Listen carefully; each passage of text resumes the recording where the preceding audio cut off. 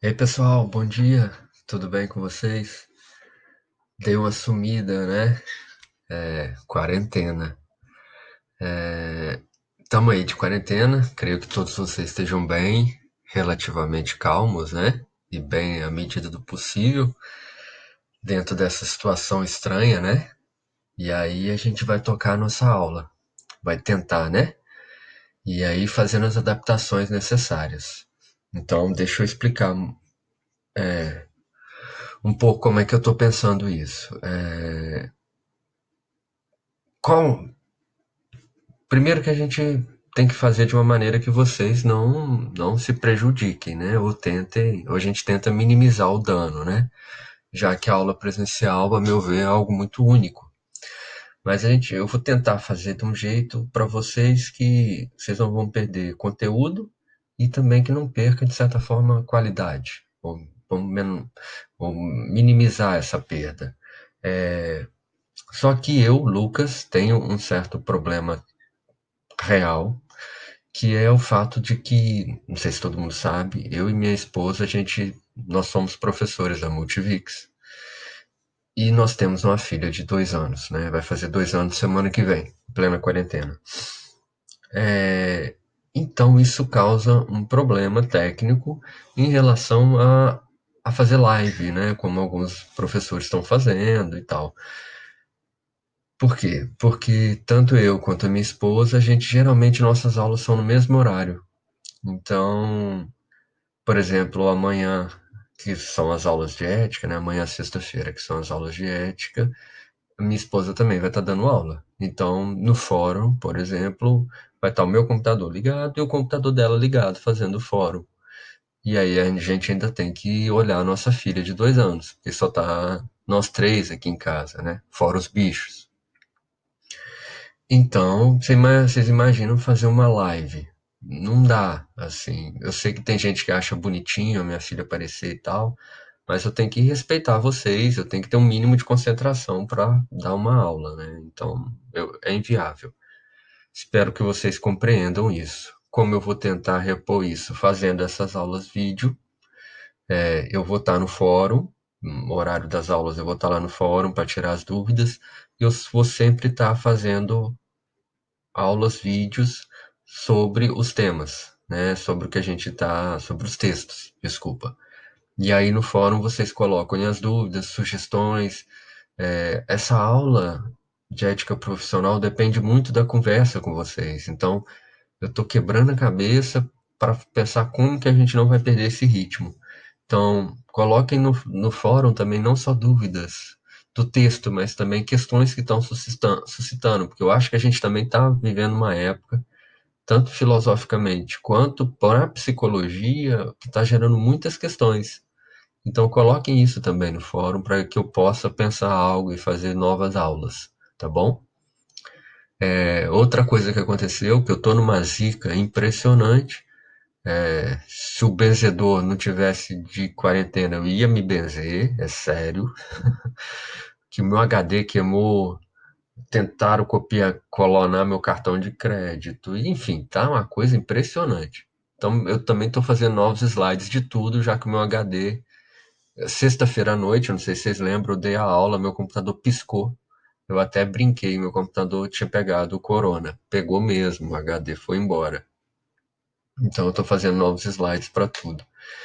É, Em relação ao cronograma, eu vou manter o cronograma, porque muito do cronograma havia pensado com atividades presenciais, né? Então, a atividade avaliativa seria presencial. Aí eu contava ali as avaliações. Então, vocês não vão perder conteúdo. Eu vou manter isso, tá? Se bobear, vou ter até que dar mais conteúdo. A gente vai ver como é que isso vai ser feito. Então, a nível de conteúdo teórico, vocês não vão perder nada.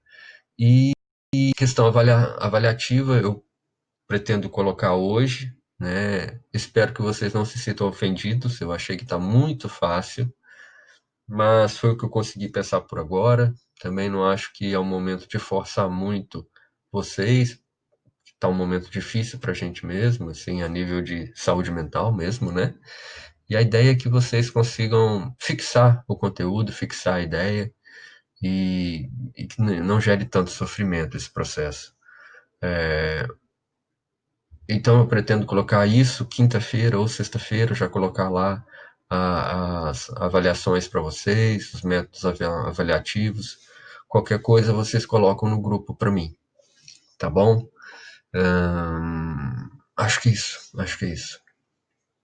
Vamos ao texto então, né? Ah, desculpa. E também os slides vão estar disponíveis. Vou fazer o upload para vocês. Enquanto a gente estiver em quarentena, eu vou disponibilizar os slides, tá bom? Então, esse texto, por uma invenção ética dos direitos humanos, não sei se vocês viram, um texto escrito por psicólogos, né? São 3 psicólogos, o texto acho que está ali. São 3 psicólogos, e você vê que é um texto altamente filosófico, né? Você vê que eles citam filósofos, citam Deleuze, citam Foucault, citam Agamben, e é muito interessante isso, né? Fala de filosofia da diferença, ou seja, por mais que vocês não gostem de filosofia, são psicólogos pensando uma prática psi com toda a sustentação filosófica, né? E por que esse texto eu acho muito interessante e importante? Porque aqui a gente já está começando a criar as bases para entrar no nosso código de ética. E o nosso código de ética é extremamente fundado nos direitos humanos, tá? Então, assim, a gente precisa entender um pouquinho o que que é isso, o que que são esses direitos humanos, qual é a base deles, qual é o problema deles, para a gente entender a relação com o nosso conselho, com o nosso código, desculpa. Estou ouvindo um barulho, é a minha cachorra. Peraí, por quê? Ah, foi. Então, para esquentar, eu coloquei aqui os direitos, a Declaração Universal dos Direitos do Homem, né? Que foi, como foi falado no texto, ela é 1948, né? Pós a Segunda Guerra, e aí onde a gente tem a grande novidade, que são os crimes contra a humanidade, né? Com o nazismo a gente tem. Mas, Lucas, isso já aconteceu antes. A questão da Segunda Guerra e do nazismo é que ali a gente teve uma tecnologia de morte em massa, sabe? A gente tem extermínios em massa que aconteceram antes, né? Próprio no Brasil mesmo, com os índios, mas a diferença com o nazismo é que ali existe uma tecnologia, existe uma forma de você matar rápido, né? Se pensa como matar rápido e de forma mais eficiente. E por isso que o nazismo é um marco, sabe? Não é papo de europeu, não. Ali existe um desenvolvimento tecnológico disso. Isso é um marco, né? É um marco a nível da humanidade. E aí se cria a Declaração Universal, né? 1948, onde a gente cria a ONU, e aí a gente já está pensando também a nível de Guerra Fria, né? Essa polarização do mundo entre Estados Unidos e União Soviética. Eu vou colocar para vocês lá a declaração, é muito interessante. Leiam a título de curiosidade, vocês veem assim como ela é bonita, mas problemática. E aqui eu coloco o primeiro artigo só para vocês verem. Olha que interessante aqui os termos, né? Eu falei várias vezes sobre a influência kantiana, né? Todos os seres humanos nascem livres, iguais em dignidade e direitos, né? Isso que vai trabalhar no texto. São dotados de razão. Tá vendo? Quem propõe a razão, quando eu enchi a paciência de vocês, razão e consciência, ok? Isso aí é a base kantiana da declaração. Se todos temos razão, logo a gente não pode usar as pessoas como meio, apenas como fins. Lembra? Kant falam isso. E devem agir em relação aos outros em espírito de fraternidade. Então aqui a gente tem a questão da ação também, do agir moral kantiano, super presente. E aqui, um dos pontos altamente problemáticos. O que que é fraternidade, gente? Fraternidade sempre quer dizer uma relação fraterna, e geralmente é uma relação fraterna entre irmãos, entre iguais. Esse é o problema, né? Assim, a declaração, no seu primeiro artigo, presta uma relação, defende uma relação entre os iguais. Esse é o grande problema, né? É como a gente pensa a relação com os diferentes, sabe? Aí isso é uma coisa que a declaração não pega. Pô, lidar com os iguais até que é tranquilo. O negócio é a gente lidar com o diferente, né? Como a gente, brasileiro, vai lidar com o venezuelano que está querendo atravessar nossa fronteira. Entende? Aí não é o espírito de fraternidade. Mas a gente tem que lembrar que eles são dotados de direitos, eles têm razão, sabe? É lidar com a diferença. E não com a fraternidade, com a irmandade, com aquilo que é igual. Esse é o problema atual, filosófico, social e psicológico. É como que a gente lida num mundo em que a gente não vai lidar com a fraternidade, com os iguais, mas com o diferente. Como a gente vai lidar com a diferença e respeitando os direitos da diferença, sabe? Esse é o ponto fundamental. A nível de coronavírus, a gente está vendo muito, e o pessoal está achando interessante, por exemplo, a Itália com aqueles cantos nacionalistas, né, assim, nas janelas. Eu acho meio perigoso isso, né? Acho que a gente está no momento ainda, a gente está no momento ainda de perceber essas coisas, não dá para tirar muita conclusão, mas lembrando que a Europa é um dos países que tem um movimento de xenofobia muito forte, né? Assim, não conseguem lidar com a diferença, né? Eles têm muita dificuldade com isso. E eu fico pensando agora, um pós-coronavírus, como que isso vai aparecer na Europa, sabe? Acho que vai vir com mais força a xenofobia, né? Assim, olha, coisas de tipo, a gente tem que fortalecer só a gente, na nossa fraternidade, na nossa irmandade, vamos deixar os imigrantes de lado, né? Seja por teorias racistas, seja por teorias, nosso sistema de saúde não dá conta. Vamos ficar atento a isso. Deixa eu ver se eu consigo jogar aqui. Pronto. Então, chegamos diretamente no texto, então. Os direitos humanos são fundamentais, porém não podem ser associados a uma ideia de progresso. Lembra quando eu expliquei um pouco do Kant para vocês? Eu falei do Hegel, né, que é um cara que criticou um pouco o Kant porque o Kant não havia levado o aspecto histórico, né? Então esse texto ele tem uma coisa hegeliana no sentido que ele quer mostrar a história do conceito, como que o conceito foi criado ao longo do tempo, né? Isso não é só hegeliano, isso é muito Foucaultiano, Nietzscheano, a genealogia do Nietzsche, né? E que o Foucault, inclusive, depois pega esse termo genealogia, né? Mas qual que é o problema do Hegel? É que o Hegel acreditava num progresso, né? Então, tese, antítese, síntese, tese, antítese, síntese, e isso chegava num processo final, no estado absoluto.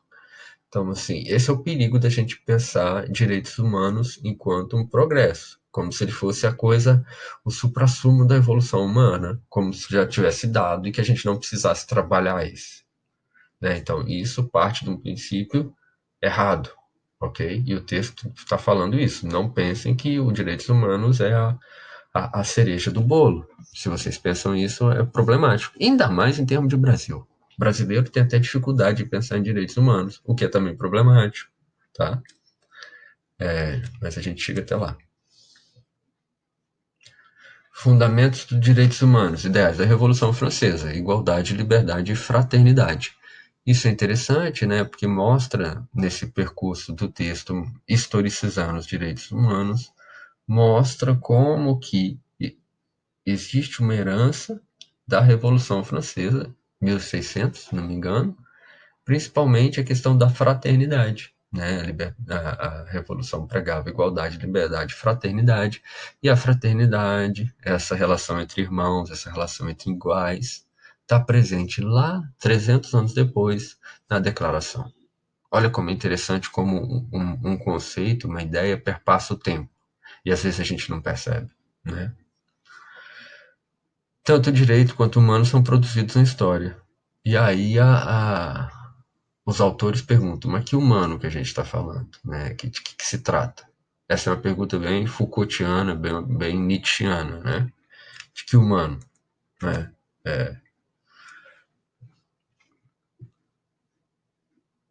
Então, historicizando direitos humanos. Apesar de não aparecer o nome do Derrida nesse texto, eu acho esse texto possibilita uma leitura bem desconstrutiva também, E isso que ela fala, né? Porque você tem direitos humanos. Isso é uma estratégia bem do Derrida mesmo, né? Direitos humanos. Então, para a gente pensar isso e para a gente pensar, para usar a ferramenta desconstrutiva, usar entre aspas, a gente falaria, então vamos pensar o que é humano e o que é o direito, né? Como que eles se dão ao longo da história, né? Isso é uma bela estratégia desconstrutiva. E aqui, ela não, os autores não usam isso, eles vão usar outra chave, o Foucault. Foucault e Derrida se batiam um pouco, eles tinham algumas diferenças teóricas. Eles preferem usar o Foucault, mas a linha de análise é muito parecida. Então, eu acho que vocês já devem ter estudado Foucault, e aí eles vão mostrando que como que ao longo do tempo foi construído essa ideia do humano, né? E como que o humano tem relação com a norma, né? Aquilo que a gente entende como é a norma, aquilo que a gente entende que é o normal, aquilo que a gente quer que seja entendido como, enquanto padrão, é o que a gente vai entender como humano. E o que é fundamental, até que eles falam, tem uma crítica velada à psicanálise aí, como sempre, esse embate Foucaultianos e psicanalistas, eles mostram como que a ideia do humano é criada a partir do inumano. Ou seja, a gente sabe o que sabe, entre aspas. Ou a gente não quer o inumano, a gente não quer aquilo que foge da regra. Ou seja, o louco, ou vamos pensar de forma atual, a pessoa que usa droga, ou mesmo o negro, ou o leproso, dependendo da época, tá? Então, assim, ao longo do tempo, a gente sempre tem conceitos do que seria o inumano. O humano, o conceito de humano, precisa do inumano para se afirmar. É isso que no texto fala, que é uma afirmação que se afirma não na potência, mas na negatividade. Você tem aquilo que você se afirma a partir daquilo que você não é. Você não é louco, você não é um cara que é drogado, você não é negro. Então, isso ao longo do tempo fala, isso é humano. Por que eu estou falando a questão do negro, por exemplo? Porque aqui, ao longo da história da humanidade, a história ao longo do tempo, digamos assim, se a gente pega, por exemplo, a Revolução Francesa, pega as colonizações, os povos africanos, por exemplo, não entravam aí nessa discussão, né? Direitos humanos, 1948, a gente ainda tem muitas guerras, ainda tem ali a África toda dividida e sendo usurpada pelos países europeus. E aí, por exemplo, a África do Sul, Argélia e tal. Então, por isso que eu estou falando do negro aqui, que a gente precisa falar. Eles também não foram por muito tempo considerados humanos, né? E aí a gente pega também a história do Brasil, também, a escravidão, né? Então, se a gente consegue historicamente pensar o humano e ver qual a sua relação com o inumano, para os autores pensar isso, pensar nossas práticas e pensar como que a gente entende o humano, isso necessariamente implica reinventar a nossa humanidade. Nos reinventar, de certa forma, né?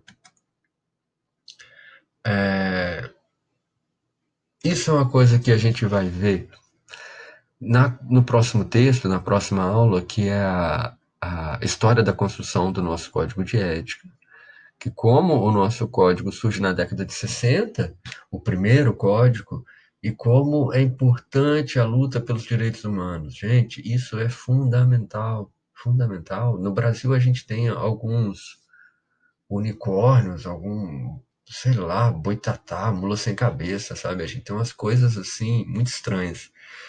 E uma delas, tem duas, né, pra gente polemizar. Uma é o liberal na economia e conservador no costume, que isso, me desculpe, mas isso não existe em nenhuma política. Ou você é liberal ou você é conservador. Não existe isso, né? Se a gente pega uma política liberal, ela vai ser liberal em todos os aspectos da vida. Só no Brasil que a gente tem esse negócio, liberal na economia, conservador no costume. E outra coisa é no Brasil essa pérola horrível falar que direitos humanos é coisa de comunista, né? É coisa de esquerda. Quando a gente estuda teoria liberal mesmo, né?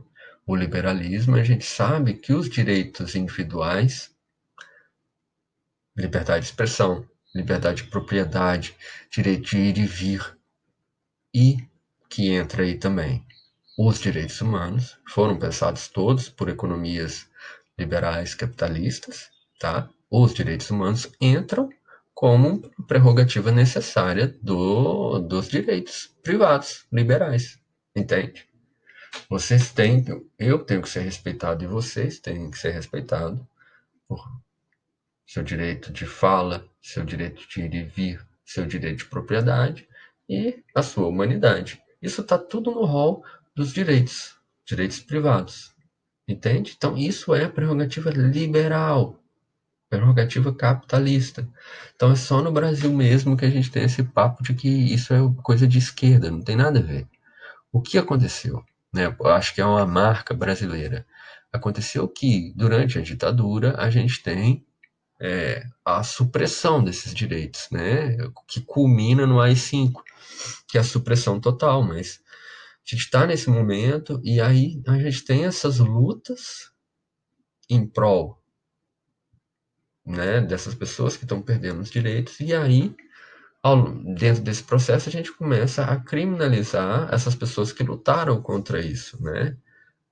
E aí a gente vai falar que é coisa da esquerda, né? Mas a gente tem dica de leitura que a gente tá, né, tem muito tempo para ler. Leiam O Que é Isso, Companheiro, do Fernando Gabeira. É um livraço que fala muito bem disso, né? Então, assim, a gente tem essa época do Brasil em uma época de supressão do direito, que a gente não tem esses direitos que a gente está falando aqui, e a gente tem várias lutas, né? Tentando se afirmar. E aí, muitas dessas eram grupos de esquerda, mas não só. E aí, no Brasil, a gente fica com essa herança que direitos humanos é coisa de esquerda. Não tem nada a ver. Isso é um erro absurdo. Se você, aluno, acredita nisso, me desculpa, você está com sério problema de entendimento conceitual e vai ter sério problema com o nosso código de ética. Fato, tá? E como e por que com código de ética? Porque isso aqui que está dito, a luta continua em prol daqueles que continuam marginalizados, né? Então vocês vão ver que no código, a última versão do código é uma versão que afirma essa necessidade da gente lutar pelos direitos. A gente tem que afirmar os direitos humanos enquanto psicólogos. O que isso quer dizer? Quer dizer que a gente não pode afirmar cura gay, porque isso faz com que a gente vai infringir o código de ética. Não é isso que importa. O que importa é que a gente está infringindo a pessoa, a humanidade, daquela pessoa que tem uma orientação sexual que não é a norma, que não é normal, ok? Isso não pode acontecer. A gente não pode falar que bandido bom é bandido morto, sabendo que a maioria da população carcerária brasileira é negra, por exemplo. Que aí a gente sabe que o negro entra como um inumano, entende? Então é por isso que o último código, como a gente vai ver, fala abertamente sobre os direitos humanos, o compromisso de uma, de uma psicologia brasileira. O que é brasileira, porque tem que levar em consideração como o brasileiro entende o humano e qual é a realidade brasileira, tá bom? Não é a europeia. Então, depois aqui vem um filósofo que eu gosto muito, filósofo italiano, Giorgio Agamben, muito bom, muito bom. Quem sabe a gente lê ele. O cara não é um italiano, ele conheceu Foucault também, conheceu muita gente, acho que conheceu Lacan também. E ele é que criou essa ideia do estado de exceção, esse termo. Né? O que é o estado de exceção? É quando o Estado toma alguma medida para suprimir nossos direitos individuais. Né? Tanto esses que eu falei para você, direito de vir, direito de propriedade, direito à privacidade, quanto inclusive os direitos humanos. A gente está vivendo esse momento, né, muito interessante, quando a China, por exemplo, para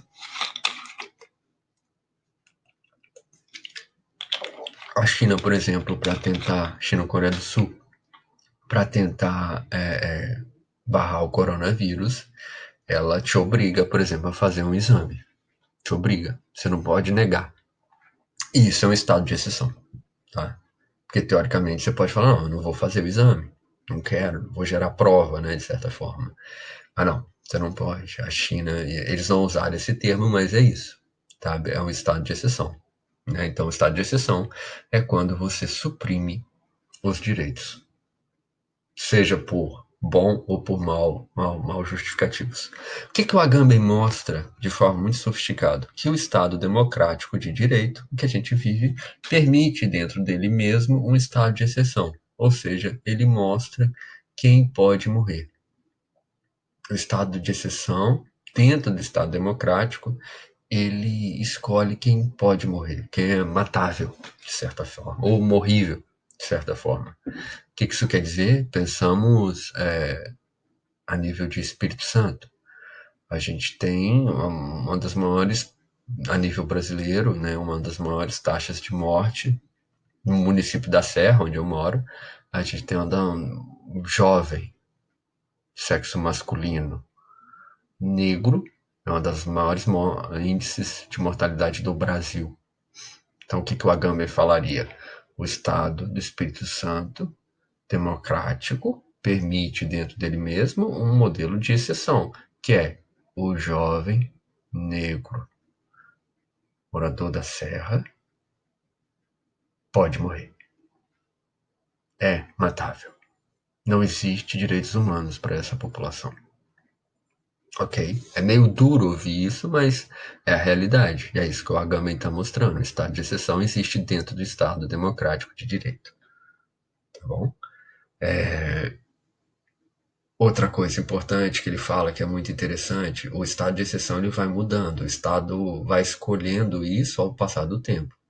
E aí ele fala, pensem, por exemplo, é uma citação que eu me lembro muito, pensem por que existem câmeras para todo lado, né? E por que nos nossos celulares a gente vive mandando informações. Quer dizer que todos nós somos terroristas em potencial. Em determinado momento, o Estado pode mudar e vai falar, alunos da Multivix, Vitória, a partir de agora perdem seus direitos. E aí o estado de exceção se vira para nós. Isso é rápido. E é muito atual. Veja o coronavírus fazendo isso, né? Agora a gente tá preocupado, mas você imagina, a China pode chegar e falar assim, certa população de origem, sei lá, caucasiana tem maior risco de transmissão do corona. E aí, por causa disso, a gente vai criar um estado de exceção, a gente vai suprimir os direitos e aí a gente vai fazer quarentena obrigada deles. Essa é a ideia. Deu para entender? Então, conceito cunhado pelo Agamben, os movimentos punitivistas que buscam maximização do Estado penal e o fortalecimento do Estado de exceção. Então, isso é um movimento que a gente vê atualmente, que é justamente essa ideia que quanto mais a gente pede mais lei, mas nem tanto a lei, mas quanto mais a gente pede a punição, a violência, a gente tem que cumprir isso, tem que cumprir a lei, tem que fazer ele pagar, mais cria ferramentas para o estado de exceção. Isso é uma coisa que no Brasil a gente não percebe, né? A gente acha que a gente está protegido do estado de exceção. Não estamos. O estado de exceção vira a qualquer momento. Escolhe quem é passível de morrer a qualquer momento. Então, assim, é uma pergunta muito interessante do texto, né? Por que a prisão venceu? Porque ainda, né, mesmo com tanto de tecnologia que a gente tem, justamente porque a gente ainda está num regime em que a gente quer controlar aquilo que não é humano, controlar aquilo que foge da norma, a gente ainda quer fazer uso da violência, a gente ainda está no regime da vingança. E isso, gente, é muito atual. Veja no nosso atual forma de governo, né, aqui no Brasil. Quanto mais a gente usa a gente acredita no bandido bom e bandido morto, quanto mais a gente acredita no uso da violência, mais a gente faz o Estado ficar mais duro, mais ignorante, percebe? Não é assim que a gente vai melhorar o Estado, de certa forma. Olha só, paradoxo. Quanto mais pedimos leis que garantam a nossa segurança, mais nós somos tutelados. Então, isso é uma tese que está presente no texto que eu acho muito interessante. Quanto mais a gente pede que o Estado execute suas leis, quanto mais a gente quer criar leis, mais a gente é tutelado pelo Estado, mais a gente perde a nossa liberdade. Essa é a ideia, né?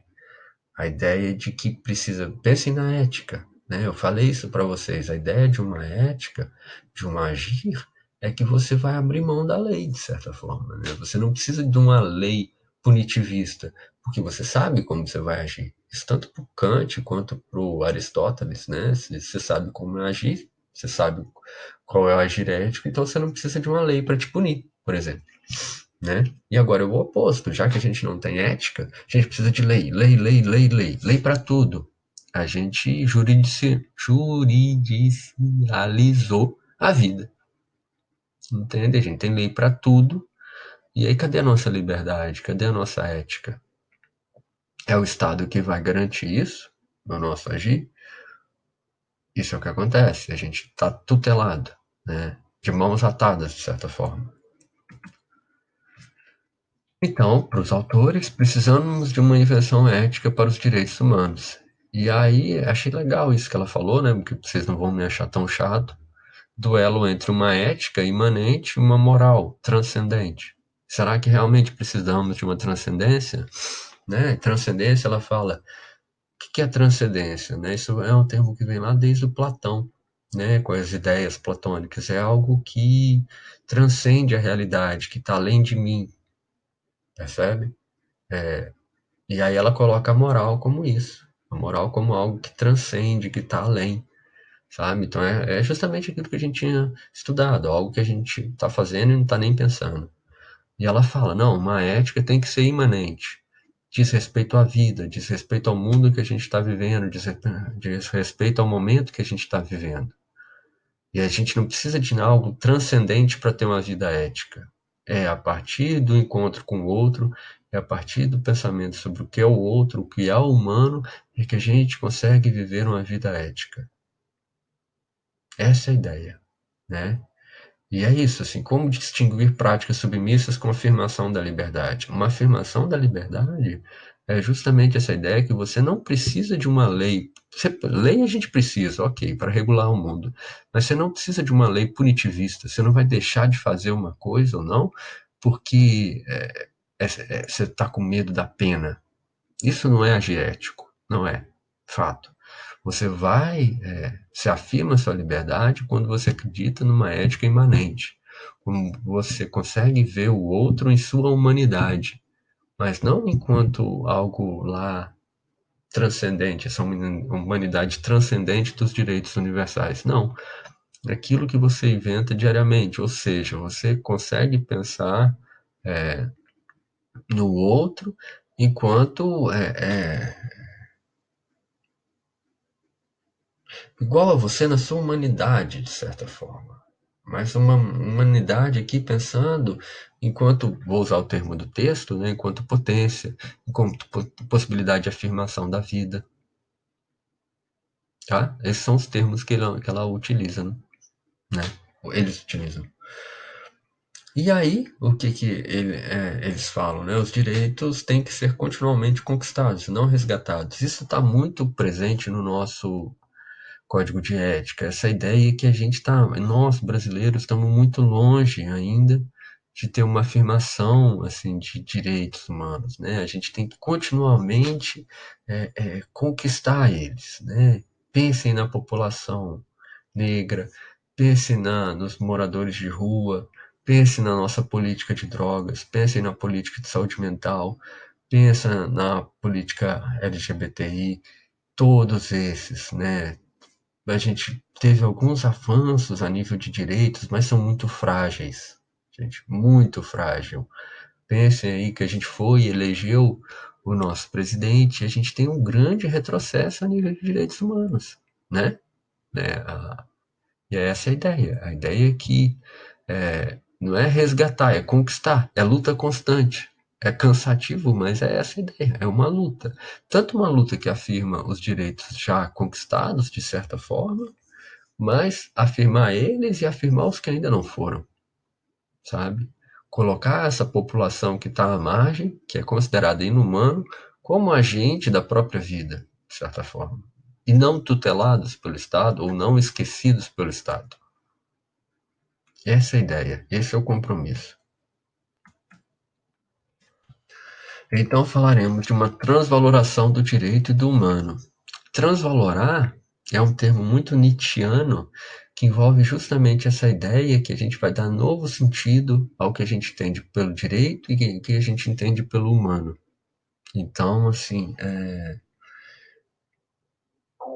o direito, a gente consegue aperfeiçoar leis, a gente consegue melhorá-la, a gente consegue aproximá-las de uma certa ideia de justiça.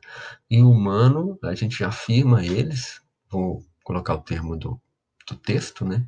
Enquanto sua potência, sua capacidade de inventividade, e que para isso não precisa ser tutelado, sabe? Isso tem que ser afirmado no encontro com o outro, na sua relação com o outro. Eu achei bonito isso, eu acho que isso vocês vão ver também, que é uma ideia muito da ética, e por isso que angustia muito, né? Porque a ética ela não é coercitiva, né? O que é coercitivo é a moral, é a lei. Então, esse constante desassossego que constitui a maravilha do viver. É bem bonito isso, e a ética é um desassossego, é uma angústia, né? Porque você não sabe o que é certo, sabe? Você age sem saber muito as consequências da sua ação. Claro que aí você tem princípios básicos respeitando o outro, óbvio. Mas vocês vão ver, principalmente no código de ética, como a nossa ação, para ser ética, ela tem uma abertura da nossa decisão, que a gente nunca sabe onde que vai dar, sabe? Isso é que angustia, mas é isso que é a vida, entendeu? Se a gente não abraça isso, a gente vira mero robô, mero tutela de Estado, né? Coisa bem programadinha. Gente, é isso. Amanhã, sexta-feira, eu vou estar no fórum. Qualquer dúvida vocês falam, eu vou estar lá, a gente vai discutindo. Aceito também sugestões de temas para vocês falarem, tá bom? Eu vou estar com o meu texto também ali do lado. Eu usei mais o slide, mas eu acho que no meu texto tem coisa anotada também. Passagens do texto que vocês tiverem dúvida, falem lá que eu respondo no fórum. Se não der, eu faço outro vídeo também, trazendo respostas, trazendo questões. Eu também estou pensando em fazer isso. Então, apareçam lá amanhã, sexta-feira, tá? Tchau, saudade de vocês.